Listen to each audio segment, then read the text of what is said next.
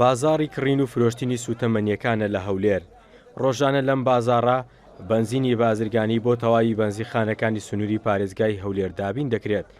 دوای ڕێکارەکانی وەزارەتی سامانە سروشتیەکانیش بۆ دابەزاندنی نرخی بەنزین و هاوردەکردنی نرخی بەنزین نزیکەی 100 دینار لە نرخی پێشووتری دابەزیوە. گۆڕانکاری ئەوڕۆ تەسیری هەبووە بە سعرەکان. ئەوڕۆ باشترین بنزین لاناز بە 1000 دیناری بووە، کار بە 1050 دیناری بووە.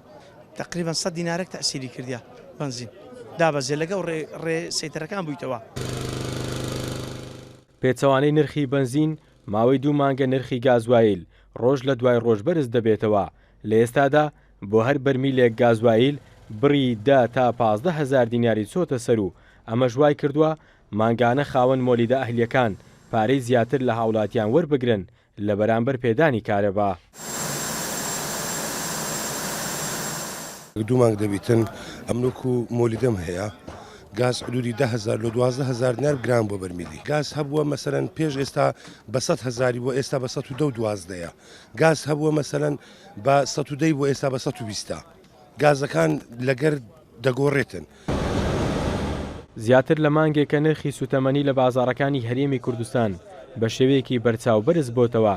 ئەمەش بۆتە هۆی ئەوەی کە شوفێران بۆ ماوەی چەندین سەعات لە نۆرەی وەرگرتنی بنزین ڕاوەستن و ئەمەش سەرباری خراپی کوالێتی بنزینەکە. بڕیار محەممەد، کورسات نیوز، هەولێر.